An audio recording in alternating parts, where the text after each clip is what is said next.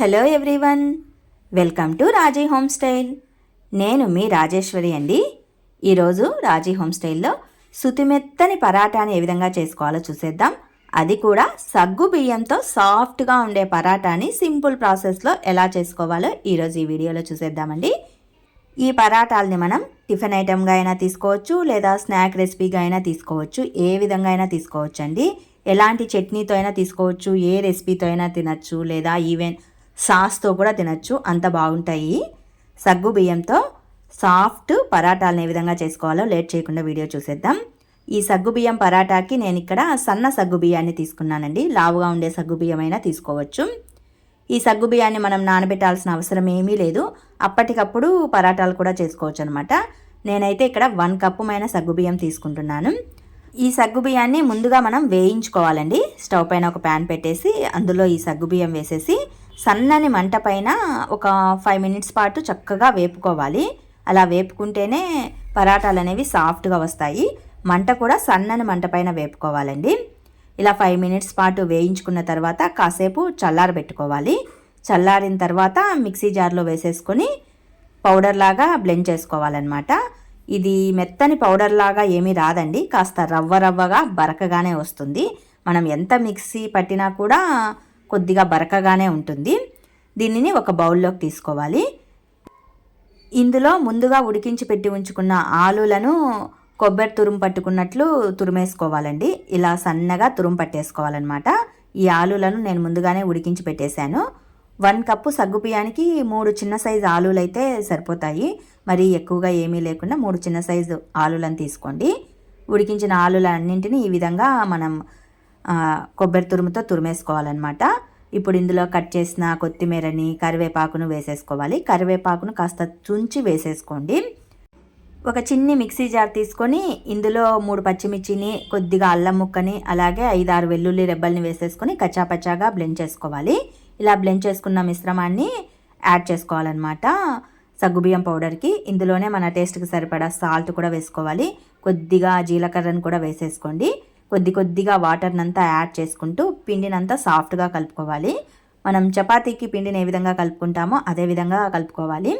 Water ఎక్కువగా ఏమీ పట్టదండి. ఆలులో వాటర్ క్వాంటిటీ ఉంటుంది కదా, ఆలు అనేది మెత్తగా ఉంటుంది. సో వాటర్ని లైట్గా వేసుకొని ఇలా సాఫ్ట్గా ముద్దగా కలుపుకోవాలి. ఇందులో మనం ఎంత పరాటాను చేసుకుంటున్నామో చూసుకొని కొద్దిగా పిండిని తీసుకొని లైట్గా పైన గోధుమ పిండి కానీ, మైదా కానీ, లేదా బియ్యపిండి కానీ చల్లించుకుంటూ ఇలా పరాటాలాగా రుద్దుకోవాలి.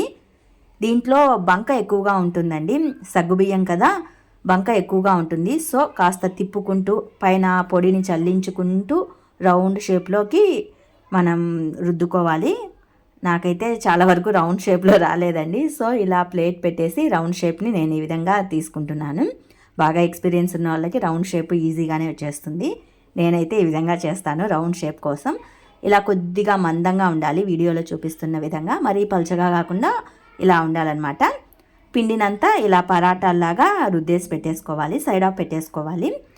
నేను తీసుకున్న క్వాంటిటీకి ఒక 6-7 పరాటాలు వచ్చేసాయండి. 1 కప్పు సగ్గు బియ్యానికి 3 ఆలులకి ఒక 6-7 మైనా వస్తాయన్నమాట. నేను తీసుకున్న క్వాంటిటీకి చెప్తున్నాను. స్టవ్ పైన ఒక ప్యాన్ పెట్టేసి కొద్దిగా ఆయిల్ని ఎక్కువగానే వేసేసుకొని ప్యాన్ అంతా చక్కగా కాలిన తర్వాత పరాటాలని ఈవెన్గా అటు ఇటు తిప్పుకుంటూ 2 సైడ్స్ మంచి రెడ్డిష్ కలర్ వచ్చేంత వరకు కాల్చుకోవాలి. ఈ పరాటాలు కాలుతున్నప్పుడు మనకు మంచి వాసన కూడా వస్తుందండి. ఎందుకంటే ఆలు సగ్గుబియ్యం రెండింటి కాంబినేషన్తో పరాటాలు కదా, ఇవి కాలుతున్నప్పుడు మంచి స్మెల్ కూడా వస్తుంది. ఎక్కువగా కాల్చొద్దండి. ఈవెన్గా లైట్గా రెడ్డిష్ షేడ్లోకి వచ్చేంత వరకు కాల్చుకుంటే సరిపోతాయి. చాలా టేస్టీతో ఉంటాయండి.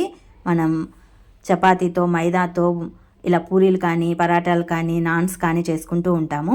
అలా కాకుండా కొద్దిగా వెరైటీగా సగ్గుబియ్యాన్ని ఆలు కాంబినేషన్తో కలుపుకొని ఇలా పరాటాలు చేసుకున్నామంటే టేస్ట్ కూడా సూపర్గా ఉంటుంది. పిల్లల నుంచి పెద్దల వరకు అందరూ చక్కగా లైక్ చేస్తూ తింటారు. చాలా సాఫ్ట్గా ఉన్నాయండి. నేనైతే ఈవినింగ్ స్నాక్ రెసిపీగా ప్రిపేర్ చేశాను. పిల్లలు తలా 2 తినేసేశారు. చాలా బాగుంటాయి. ఆయిల్ని కొద్దిగా ఎక్కువగా స్ప్రింకిల్ చేస్తూ కాల్చుకోండి, మంచి టేస్టీతో ఉంటాయి అన్నమాట. ఆయిల్ ఎక్కువగా వేసుకున్నామంటే ఈ ఆయిల్ని పరాటాలు బాగా అబ్జార్బ్ చేసేసి మంచి టేస్టీ వచ్చేస్తాయి. స్టవ్ని మాత్రం మీడియం ఫ్లేమ్లో ఉంచి కాల్చుకోండి, చాలా బాగా కాలుతాయి. ఈ పరాటాలని మనం చట్నీతో, పప్పుతో, కర్రీస్తో, ఈవెన్ సాస్తో కూడా తీసుకోవచ్చు, అంత బాగుంటాయి.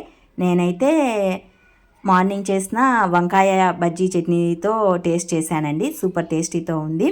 చూడగానే బాగా నోరు ఊరుతుంది కదా. మరి మీరు కూడా మీ ఇంట్లో కంపల్సరీ ట్రై చేసి టేస్ట్ చేసి మీకు ఎలా కుదిరిందో నాకు కామెంట్ సెక్షన్లో తెలియచేయండి. చేత్తో మనం పట్టుకుంటే ఎంత సాఫ్ట్గా ఉన్నాయో చూడండి. ఈ విధంగా ఉండాలి పరాటాలు. మరి మీకు నేను చేసిన ఈ సగ్గుబియ్యం పరాటా రెసిపీ ప్రిపరేషన్ వీడియో నచ్చినట్లయితే మరికొన్ని ఇలాంటి రెసిపీస్ కోసం do subscribe my channel. Thanks to watching this video.